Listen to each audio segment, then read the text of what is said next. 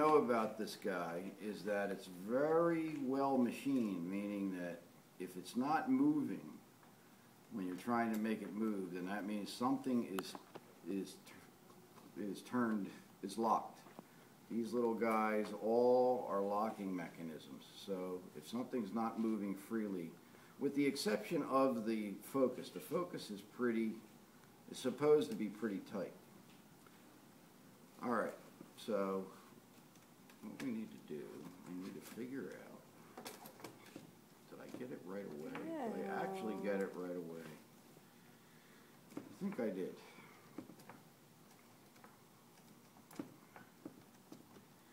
All right. See that there's a little scale right here, 0 to 3, and this guy slides up and down. And if you notice, there's a little mark right here, right there. It's not easy to see, but there's a little mark right there.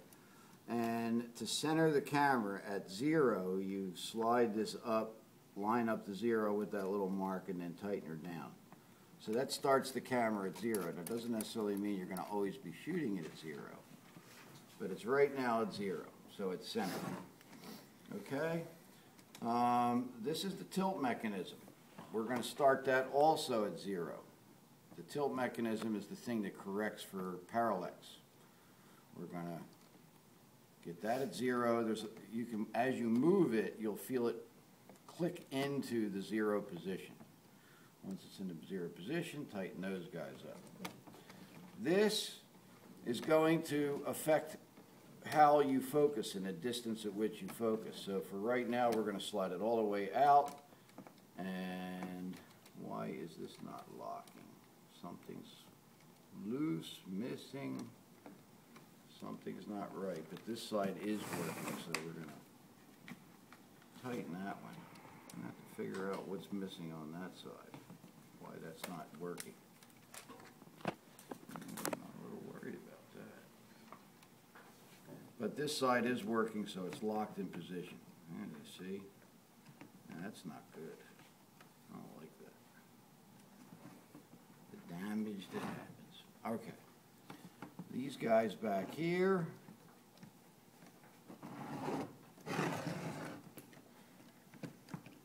Make sure that this is all the way straight up. Lock this in. And these guys should get a little looser so that it can pivot.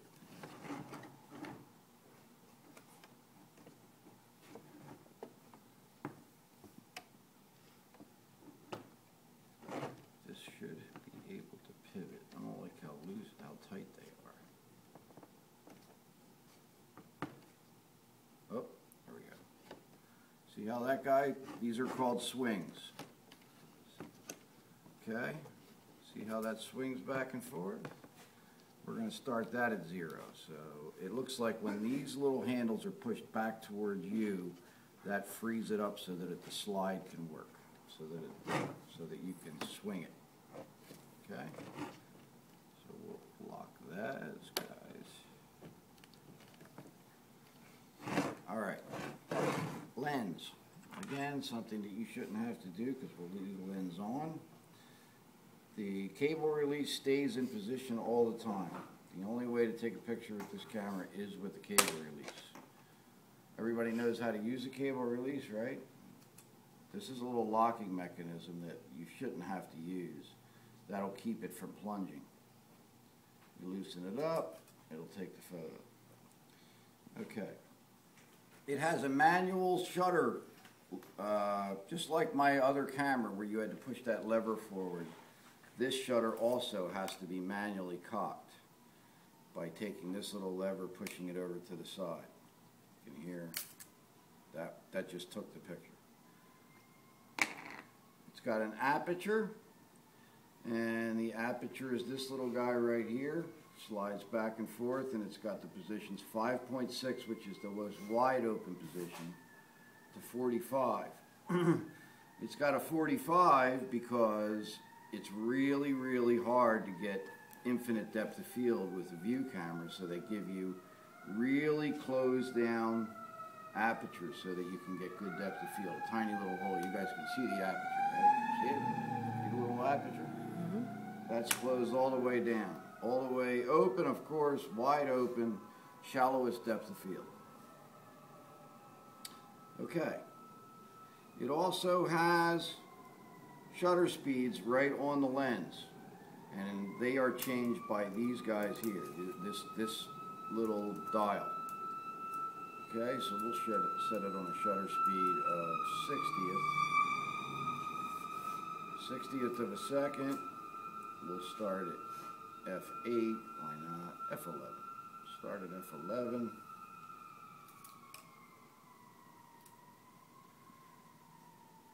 Okay. Good. In order to take a photo, this little black button right here has to be down. Has to be in the down position. When it's in a down position, you can take the photo.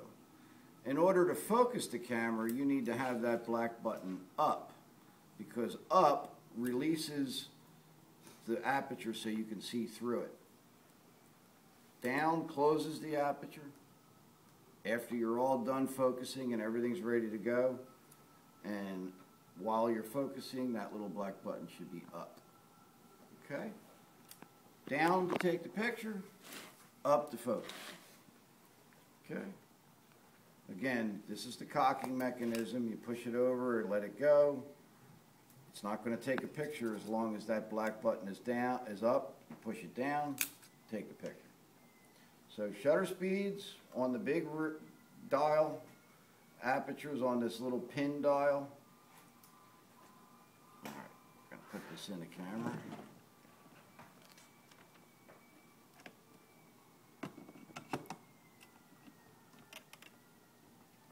And again, there's no reason for you guys to ever feel the need to take that lens off now that it's on.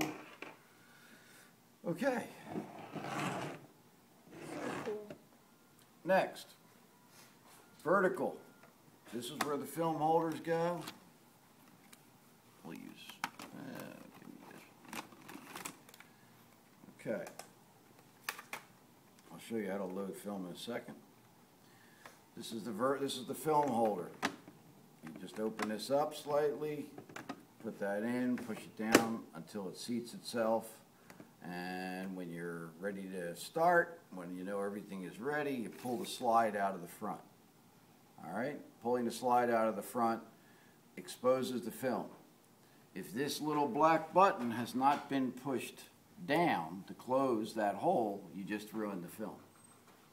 The black button has to be down before you pull this out. Pulling this out means the only thing you're ready to do is take the picture. Okay? But we're not there yet. There's another thing I want to show you. This is vertical, and you can take this whole back off and put it horizontally just by sliding those two tabs. So that's horizontal. Okay? Naturally, for most of your portraits, you're probably going to be doing vertical, but maybe for architecture or product, you might want to go horizontal. It's up to you. Okay, two little tabs at the bottom that this sits into. See these guys? This sits into it. So you can see that a view camera is really not that complicated. It's an accordion bellows, which creates your focal length and your depth of field. And it's a lens. That's all it is. Okay. Don't need this. This is just to keep it closed when you're traveling. So you keep it out of the way. Yeah, perfect. Okay. Any questions on the camera?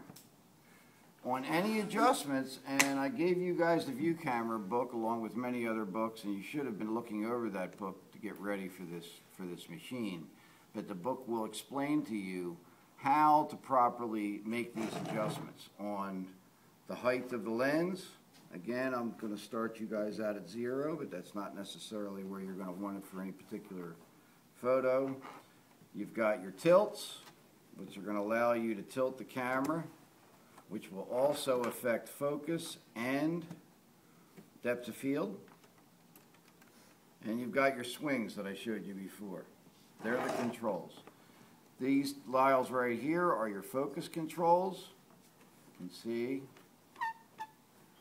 Along with the focus, there is also the extension of the bellows, which is this guy right here that I showed you before that I'm a little worried about and why we can't get that to stay tight. I don't know what to do about that.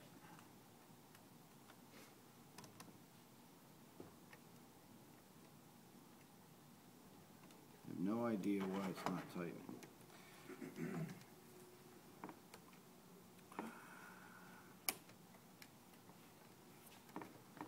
Maybe that'll lock it too. Anyway, the distance that the bellows is extended is going to also change everything. It's going to change your exposure, of course, because when the bellows is tight, you don't have that long of a focal length. As you go further out on the rail, that exposure is going to have to be increased because the distance to the film from the lens is increased.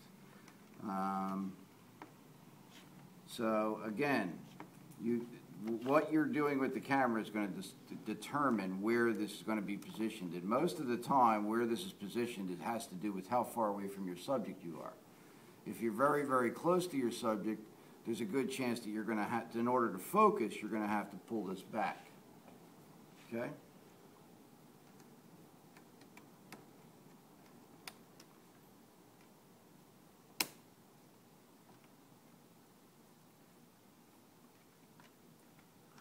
Really don't like the fact that this is not tightening, but okay. All right, any questions? It's pretty simple. It's a pretty simple machine. Give me that little thing off the tripod. We'll put this on the tripod.